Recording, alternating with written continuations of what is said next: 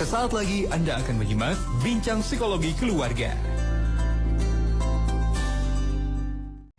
Terima kasih sahabat MK, Anda masih bersama kami di 102,7 MKFM Bandung, 92,3 MKFM Yogyakarta, dan 104,5 MKFM Dabuah Singkat, Inspirasi Keluarga Indonesia. Masih bersama dengan Ibu Lilis dan juga Pak Wasmin.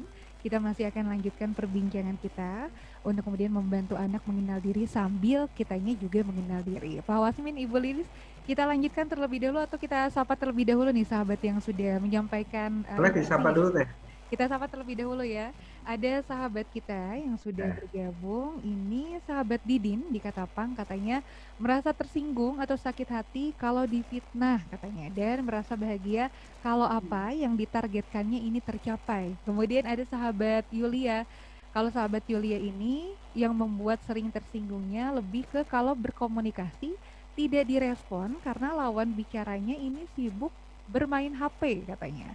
Bahagianya ini adalah jika bertemu dengan komunitas yang sama, misalnya komunitas yang peduli terhadap sesama, ini merasa bahagia, kata sahabat kita. Kemudian ada sahabat Handana, ini dari Bandung. Kalau sahabat kita ini yang membuat tersinggungnya ini adalah kalau disuruh, padahal sudah akan melakukan hal itu, tetapi tiba-tiba disuruh, katanya merasa tersinggung. Kemudian yang merasa bahagianya itu adalah ketika dihargai dan juga dipuji. Dan yang menjadi pertanyaan juga, ini dari sahabat Handana ini, jadi anaknya ini memiliki sahabat Handana ini memiliki anak katanya, dan anaknya ini sekarang ini tadi kan sempat disinggung Pak Wasmin, Bu Lilis, berkaitan dengan emosi. Nah, saya merasa anak saya ini sekarang emosinya merasa tidak baik, sering sedih terus karena kakaknya sudah menikah.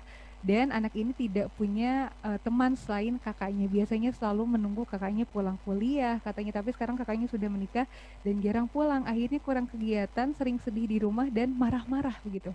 Ini berkaitan dengan mengenal emosi kah? Silakan barangkali Pak Wasmin boleh bisa ada tanggapan. Ya, ini menarik ya, sudah ada interaksi barusan tuh. Yang pertama itu umum banget, hampir semua orang itu ya, kecewa dan tersinggung yang pertama tadi ya. Dimana kalau yang pertama tadi kalau bahagia kalau goalnya tercapai ya itu umum banget. Terus sedih kalau difitnah itu umum itu ya. Nah, nanti boleh yang pertama tadi sahabat yang itu dikenali lebih spesifik, yang unik dari diri sendiri. Yang kedua sudah mulai agak unik tuh. Yang kedua, dia senang kalau berkumpul di komunitas. Nah, itu juga agak unik. Kenapa saya bilang ada unik? Karena ada orang yang kalau ingin menikmati me time gitu, dia malah nggak pengen ngumpul-ngumpul. Pengennya sendiri mungkin ya. Nggak sendiri. Bahkan kalau sakit itu dia rahasiakan, karena dia kalau sakit pengen istirahat gitu loh. Dia nggak pengen dijenguk-jenguk. Tapi ada orang kalau sakit dipromosikan karena dia pengen ditengok.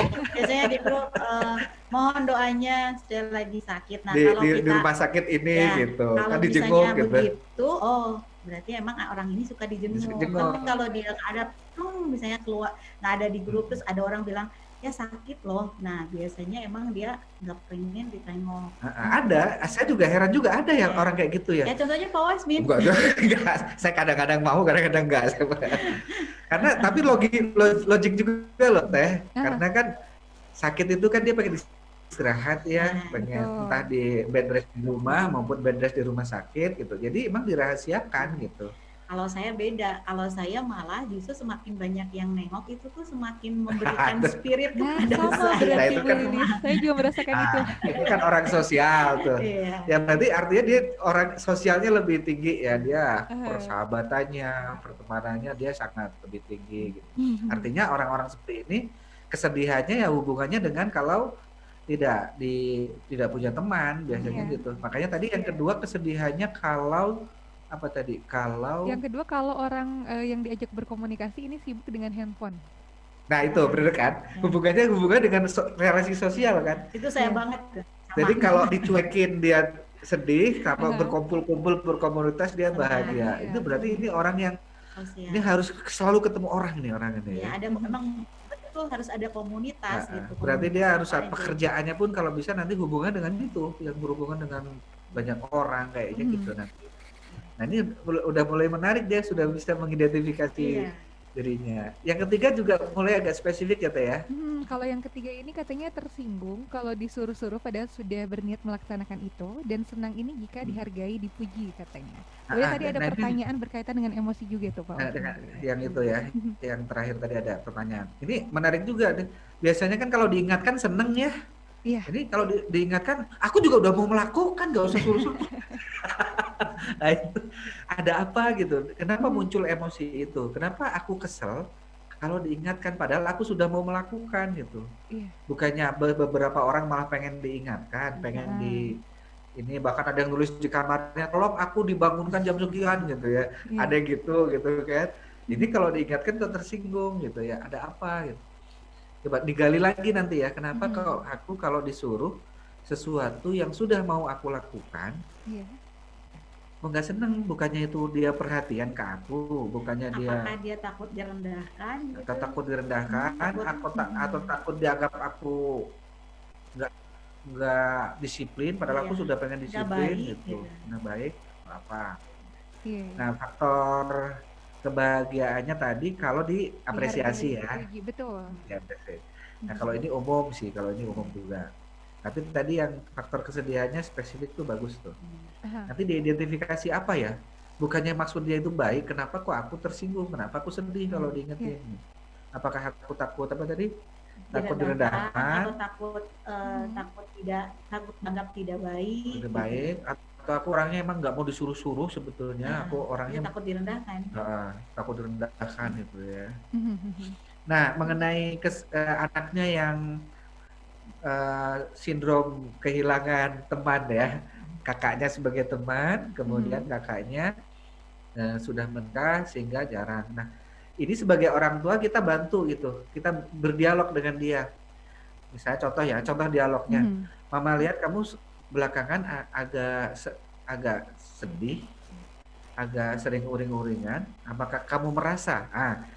Jangan langsung ditanya mengapa, jangan. Dibantu identifikasi dulu. Apakah kamu merasakannya atau hanya perasaan Mama aja? Kamu jadi lebih sering uring-uringan gitu. Bisa jadi hal yang lain ya, bisa jadi. Makanya, iya gitu Mah gitu. Iya gitu Bu gitu. Iya, biasanya kan kamu kalau ini ceria, sekarang kamu sedih gitu. Kamu merasa nggak? Kamu nyadar nggak gitu? Misalnya dia bilang enggak, coba nanti kalau enggak berarti Mama besok akan pergokin lagi ya. Kamu lagi gembira atau sedih gitu. Tuh kan lagi sedih gitu. Sedih kenapa? Baru kenapa coba? Apa yang dulu kamu dapat dan sekarang enggak? Walaupun kita sudah menduga ya. Iya, betul. Walaupun kita sudah menduga bahwa ini karena kakaknya udah nikah gitu. Tapi nggak usah kita yang mengasih tahu dulu. Baik. Biar dia yang mencoba menemukan emosinya pertama, yang kedua menemukan penyebab emosinya. Misalnya dia, tuh kan sedih lagi, iya ya, kenapa ya Ma aku kok jadi gini? Coba, apa yang dulu kamu ada sekarang nggak ada? Apa yang, oh iya kan dulu aku teman main, ini sekarang kakak nggak ada, kakak sekarang direbut dari aku misalnya atau apa? Oh berarti tapi kan emang ada saatnya dia emang harus jauh dari kita kan, nggak mungkin dia bersama dengan kita terus gimana dong ya, gimana coba, apa solusinya, apa yang harus kita lakukan supaya ada pengganti teman. Nah rata-rata kan penggantinya ke gadget aja gitu kan. Selain gadget, apa kita minta jadwal kakak menelpon boleh, atau kita minta menelpon kakak dengan video call atau apa sebagai penggantinya gitu. Atau mungkin kamu pengen Mamah juga menggantikannya sedikit waktu, kamu boleh dijadwal gitu, karena kalau nggak dijadwal Saka ingat biasanya juga gitu. Mendampingi anak itu kadang-kadang Saka ingat, apalagi yang penting mendampingi emosinya. Kalau mendampingi emosi itu nggak ada batas umur ya, meskipun dia sudah nenek-nenek, misalnya udah sama-sama tua, kita tetap dampingi emosinya. Sebagai temannya itu nggak ada batas umur ya. Jadi yang dimaksud bahwa dia sudah mandiri, sudah tidak ngerepotin kita itu adalah kemandirian yang lain. Tapi kalau emosi tetap kita harus sebagai teman. Jangankan anak kita kan, itu bagian dari sayang soalnya. Kalau sayang memang tidak ada batasnya ya. Tapi kalau pemberian, kemandirian itu harus dilepaskan secepatnya. Nah itu silakan sahabat-sahabat untuk mendampingi ini lagi momennya ya. Momennya bagus nih, kakaknya menikah yang biasanya jadi temennya kan. Jadi kesempatan anak mengenali emosinya, diidentifikasi. Ini kalau menurut kamu perasaan apa ini?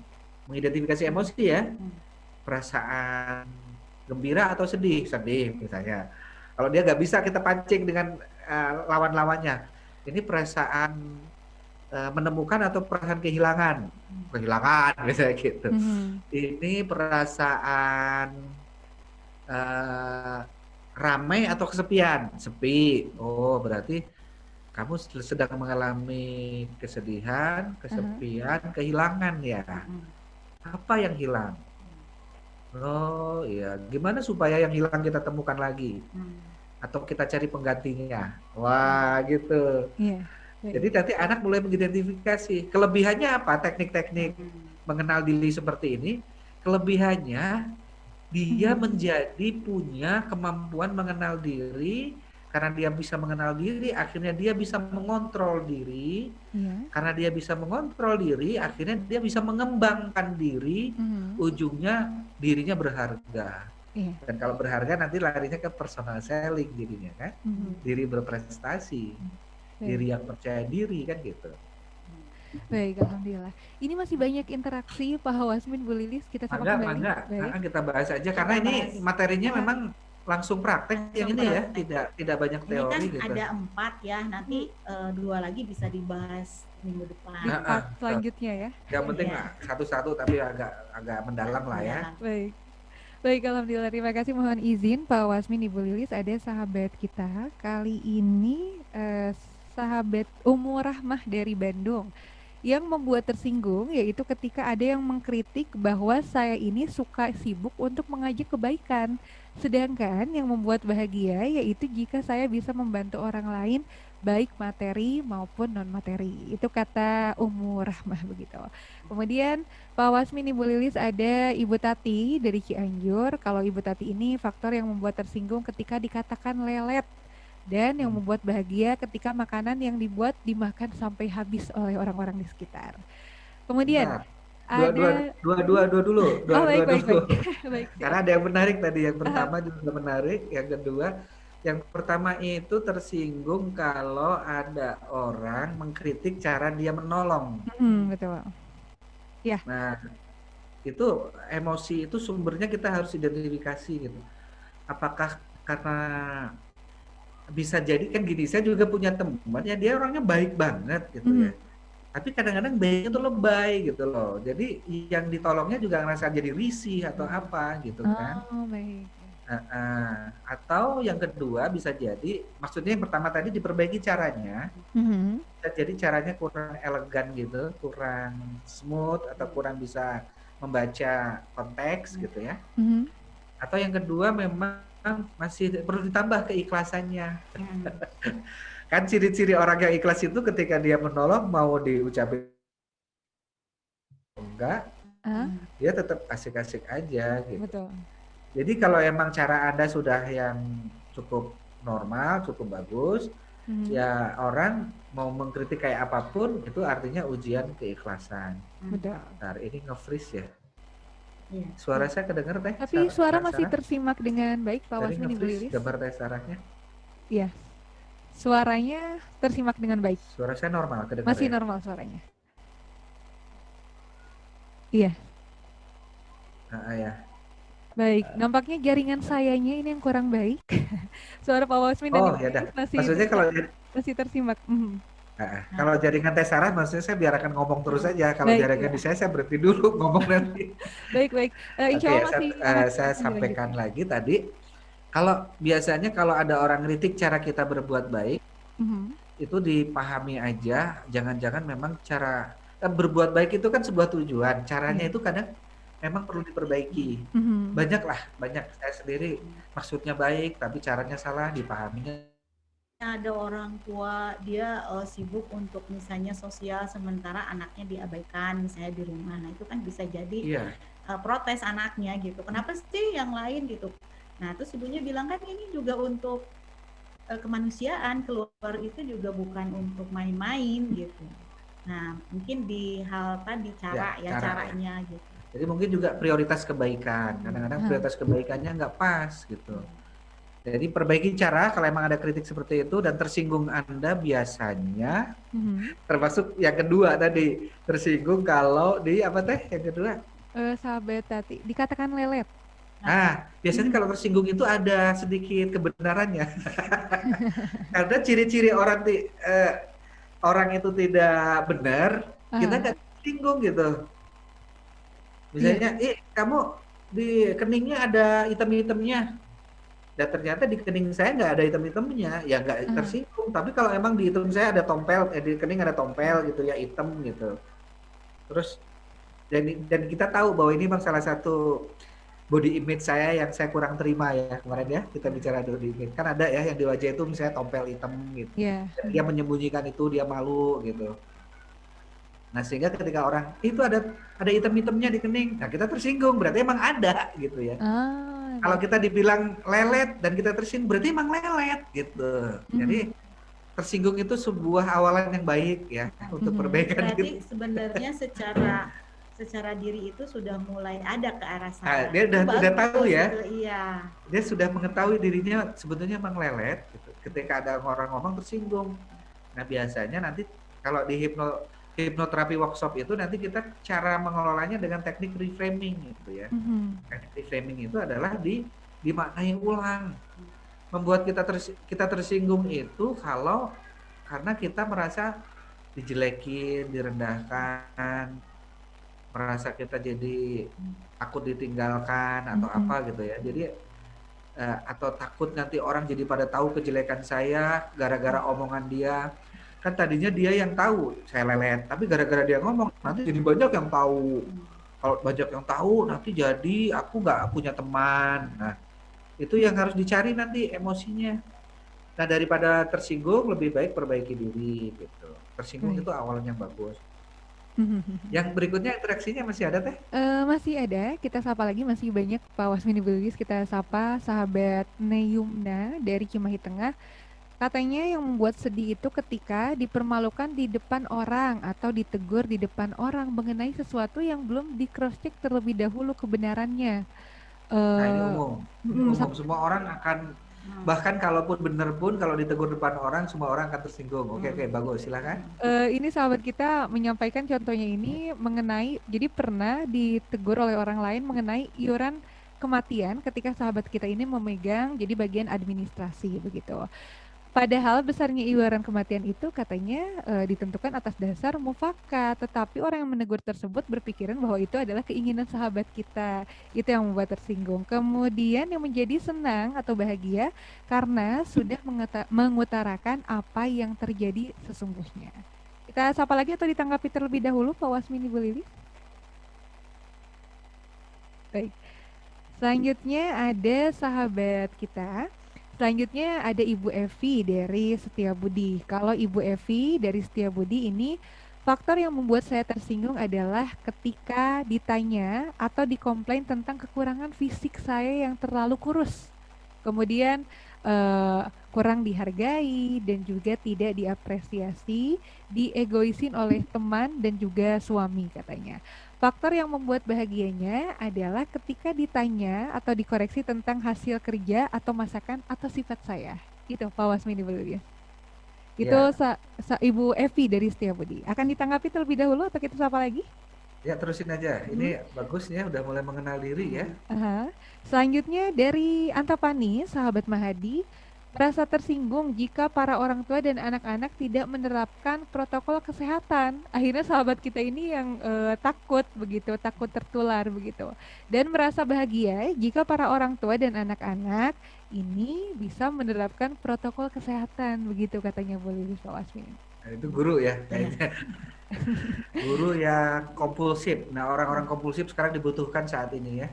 Betul. Karena biasanya yang disiplin menerapkan protokol itu tipikal yang kompulsif gitu. Yang lainnya malah ada abai gitu. Lupa, sering diingetin terus gitu ya. Betul. Baik. Kemudian ada sahabat kita ini terakhir dari Bale Endah Ibu Lilis. Ibu Lilis ini bergabung. Katanya, kalau sahabat kita ini bertanya, kita sapa, anaknya ini usia 19 tahun, mau kuliah. Saya sih maunya dia kuliah bagian agama, tapi dia suka ngikut-ngikut temannya. Kalau temannya mau kuliah jurusan manajemen atau elektro, saya bilang ke anak saya udah kuliah di jurusan agama saja. Soalnya dia sudah memiliki dasar dan baru beres mondok. Sekarang dia baru mengajar di TPA. Kemarin dia kerja di bagian kesehatan. Nah, pas ditanya dia senang apa? Senang juga di kesehatan, begitu. Kira-kira apakah boleh memaksakan seperti ini? Begitu orang tuanya ingin anaknya di agama, sedangkan anak-anaknya ingin ikut teman-temannya. Ya, Baik. ya. Bagusnya cari jalan tengahnya by data. Jadi bukan dari orang tua harus punya mindset adalah anakmu bukan milikmu. Dalam artian yang menjalani kehidupan ke depan, menjalani talent atau potensi adalah anaknya. Jadi bagusnya bukan, ya pastilah kadang saya juga sebagai orang tua ada hati kecilnya pengen ya ada yang meneruskan saya sebagai psikolog gitu. Tapi kembali lagi adalah belum tentu anak saya sebahagia saya menjadi psikolog kan kalau dia bukan berada di sana. Nah, kemudian yang kedua mengikuti teman-teman, bisa jadi emang bukan talent anaknya gitu, dia hanya ikut-ikutan saja. Nah, makanya bagusnya by data. By data itu adalah tadi misalnya mengikuti psikotes gitu ya, atau misalnya tadi anaknya sudah tahu nggak misalnya yang 15 pertanyaan ini sudah bisa terjawab semua gitu ya. Kalau sudah bisa kalau sudah bisa terjawab semua 15-nya, maka bisa untuk membantu aku mau ngambil kuliah yang mana gitu. Kalau misalnya masih bingung juga by data dari psikotes tadi, sehingga nanti yang akan dikerjakan oleh anak itu, yang akan diambil oleh anak itu adalah data-data. Bukan data dari ibunya gitu, karena atau anaknya yang ikut-ikut nanti hasilnya emang bagus di agama gitu, atau bisa jadi emang anaknya bagus di sana meskipun gitu. ikutan temennya. Nah tapi itu. basis data ini penting Itu. Jadi biar objektif. Lebih objektif.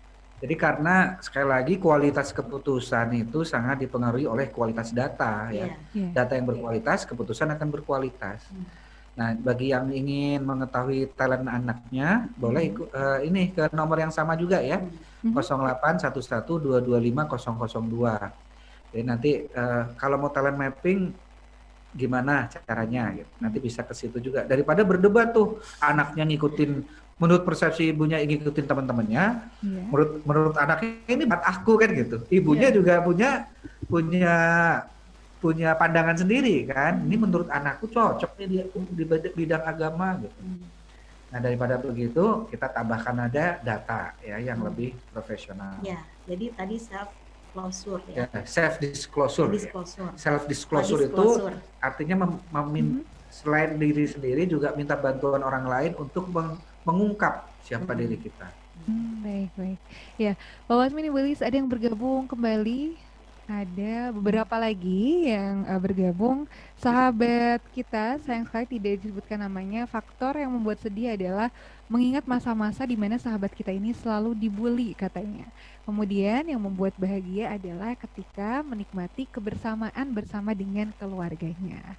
Selanjutnya ada sahabat Lili dari Ranca Ekek yang membuat sedih ketika anak yang ke-1 dan ke-2 bertengkar, saling mempertahankan egonya dan berimbas ke adiknya begitu. Kemudian yang membuat bahagia itu ketika berkumpul dengan keluarga dan juga dengan suami, saling mendoakan dan juga saling berbagi begitu katanya Pak Wasmin Polilis. Ada lagi? Kita sapa lagi? Ya, ada sahabat kita lagi yang bergabung, hamba Allah dari Cimahi. Kalau hamba Allah dari Cimahi ini bertanya katanya, normal tidak ya Pak Wasmin, Ibu Lilis, jika saya merasa tersinggung, sakit hati melihat orang-orang di status kelihatannya ini lebih hebat dari saya katanya. Ini pertanyaan sekaligus menyampaikan faktor yang membuat sahabat kita ini sedih. Ditanggapi terlebih dahulu, silakan. Kita tanggapi dulu ya. Baik. Pertama kita tanggapi tadi yang membuat sedih kalau mengingat-ingat saat dibully, jika itu sangat mengganggu produktivitas, membuat Anda jadi tidak pede. Ini cocok banget ikut hipnoterapi workshop ya, karena di salah satunya dibully itu mengakibatkan trauma batin. Baik. Efektif banget dibantu dengan hipnoterapi. Mhm.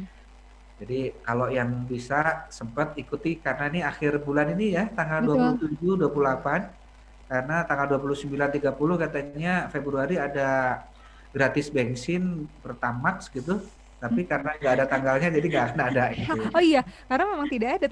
Nggak ada gitu. Jadi paling Harus bang tanggal ditanggapi serius 28 nih. gitu. Kemarin saya ketipu, tanggal 29 Februari ada pemberian bensin gratis gitu. Iya. Silakan ambil Silakan. Tapi nggak ada tanggalnya. Paling tua tanggal 28 ya bulan ini. Ya silakan, itu bisa diikuti ya. Kemudian yang barusan yang Kalau yang terakhir normal tidak ya ketika merasa sedih katanya melihat orang di status ini kelihatannya lebih hebat, lebih sukses begitu Pak Wasmin Barili. Iya, itu positifnya justru sudah mulai tergelitik dirinya untuk kan ada yang iri itu menyebabkan bagus juga. Iri dalam artian wah saya juga pengen seperti dia. Nah, itu ada sisi positifnya. Kalau misalnya normal tidak kan sesuai dengan gangguan tidak. Saya pikir sih enggak gangguan. Ya. Masih normal gitu. Justru kita diambil ke positifnya dalam artian kita harus ketika ada orang lebih sukses, kita harus iri gitu. Iri untuk apa? Untuk misalnya wah kok saya belum nih. Kayaknya saya harus mengejar. Nah, begitu. Itu bagus malah kalau misalnya ketika ngelihat orang yang sukses ya diem misalnya ya nggak ada motivasi untuk berprestasi. Nah itu malah nggak normal. Nah, itu. Normalnya orang itu kan punya motivasi berprestasi. Kiri motivasi berprestasi, dia merasa panas gitu ketika ada yang punya prestasi lebih, dia akan kejar gitu. Itu justru fastabiqul khairat kan kalau dalam bidang kebaikan gitu kan. Yang tidak boleh itu ketika mengejar orang itu dengan sikut kanan, sikut kiri yang tidak caranya tidak baik, itu yang tidak boleh. Itu kriminal itu ya, ada kejahatan di situ. Iya. Selanjutnya Pak Wasmin, Ibu Lilis ini ada yang bertanya kembali, hamba Allah juga. Ini sekaligus bertanya, jadi kalau sahabat kita ini merasa sedih karena menyikapi orang-orang sekitar selalu menilai suaminya ini selalu ada kelebihan. Enak ya punya suami selalu nyuci, inilah itulah. Padahal yang nyucinya ini adalah sahabat kita. Tapi suami yang sering bantu ngejemur. Jadi katanya kelihatan nyucinya adalah suami. Pintar sih suaminya. Bantu jemur. Jadi kan yang nyucinya istrinya. Tapi karena yang ngejemur suami. Jemur, akhirnya orang wah suaminya keren ya gitu. Betul. Melakukan. Jadi yang terlihat dilakukan oleh suaminya ya. Gitu. Masih ada lanjutannya nih. Boleh Pak Wasmin. Jadi katanya banyak menilai seolah-olah sahabat kita ini lemah karena banyak dibantu oleh suami. Dan sahabat kita ini sudah menikah 23 tahun, belum dikasih keturunan. Keluarga dan tetangga juga selalu menilai kekurangan ada di saya. Padahal ini tidak mungkin kita menjelaskan apa penyebabnya. Bagaimana cara menyikapi hal-hal ini yang membuat sahabat kita ini sakit hati begitu katanya. Nah, udah ketemu nih. Jadi sumber emosinya ada di yang kedua ya. Jadi bukan masalah suaminya ngebantuin ngejemur atau apa. Sumber emosinya adalah di masalah belum punya keturunan. Nah, di situ yang harus diperjelas karena tidak punya keturunan bagi wanita itu ancaman.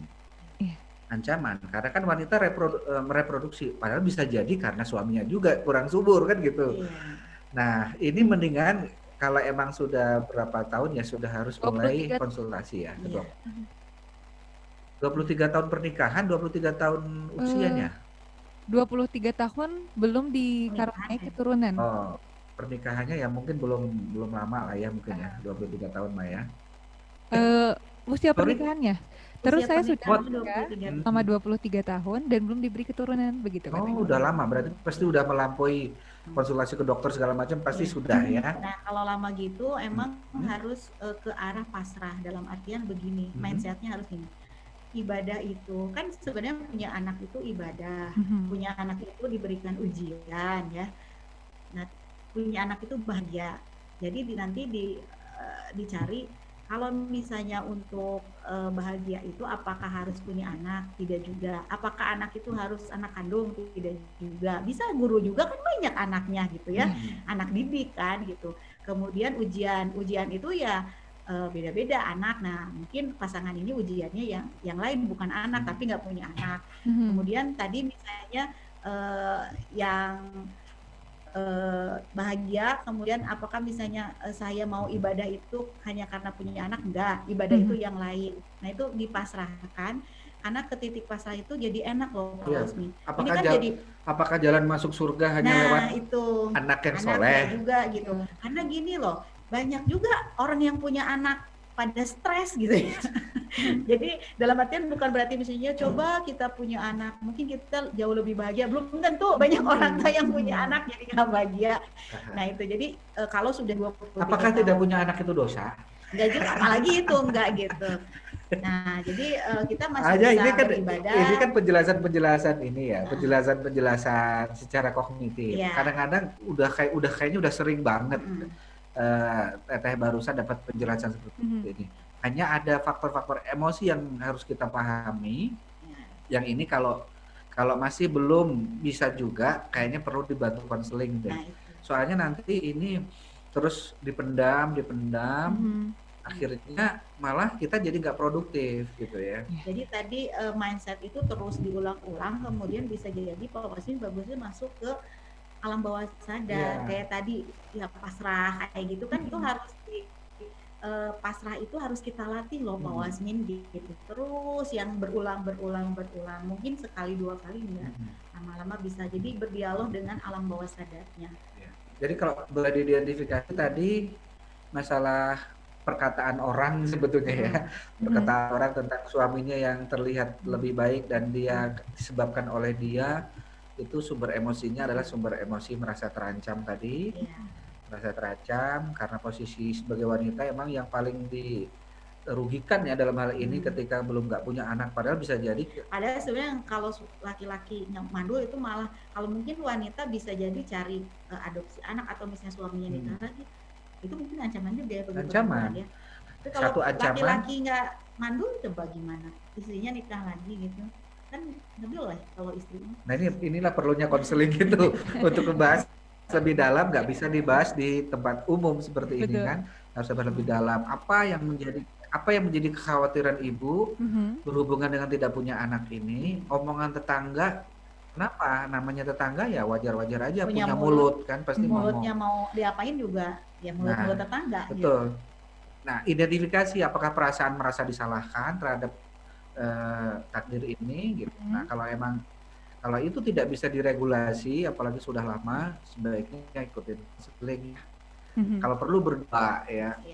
Tidak dalam kerangka punya anak atau tidak punya anak, tapi dalam kerangka meregulasi emosi. Jadi bukan berarti konseling itu nanti akan punya anak, bukan. Karena kan anak itu terkait dengan nanti Allah ya. Gitu. Tapi misalnya kalaupun punya anak bahagia, kalaupun misalnya emang belum diberikan amanat punya anak, bahagia juga gitu. Termasuk ketika tetangga ngomong, dia bisa cuek gitu. Baik,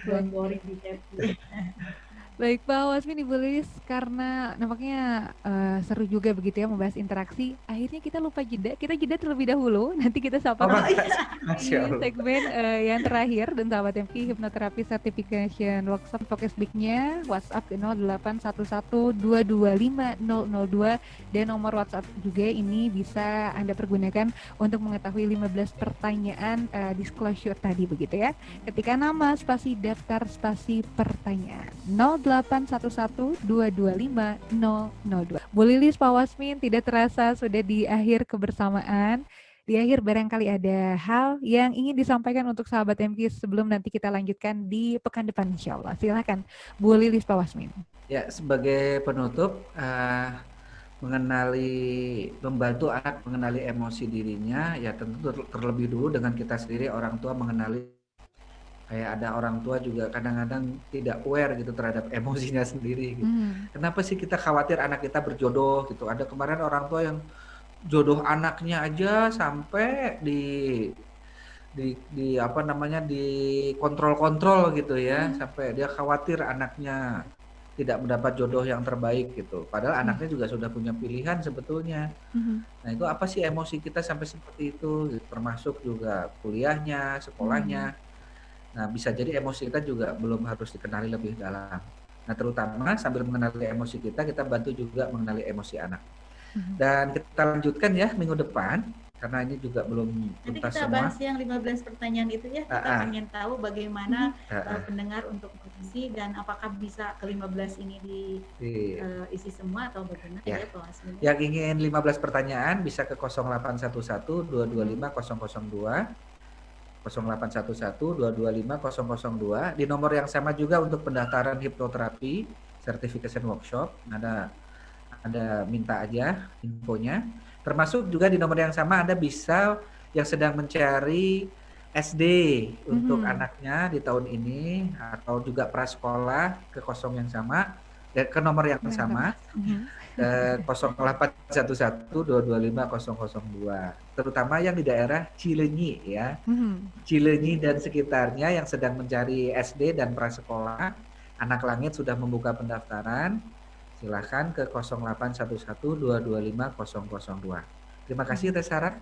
Baik, terima kasih juga Pak Wasmin, Ibu Lilis. Kita bersambung lagi di pekan depan, insya Allah. Sehat selalu, salam untuk semuanya. Wassalamualaikum warahmatullahi wabarakatuh. Waalaikumsalam warahmatullahi wabarakatuh. Demikian sahabat MK perbincangan kita bersama dengan Ibu Lilis dan Pak Wasmin. Di pekan ini kita membahas berkaitan dengan mengenal emosinya. Insya Allah kita lanjutkan di pekan depan begitu ya. Dan Anda yang interaksinya belum terbahas, mohon maaf karena keterbatasan waktu. Semoga nanti bisa kita sapa di lain kesempatan. Terima kasih banyak sahabat MK. Semoga ini menjadi ilmu yang bisa kita aplikasikan sehingga kita bisa membantu anak mengenal diri, sekaligus kitanya juga sambil belajar mengenal diri begitu ya. Kita akan lanjutkan dalam segmen selanjutnya, segmen MKpedia untuk Anda.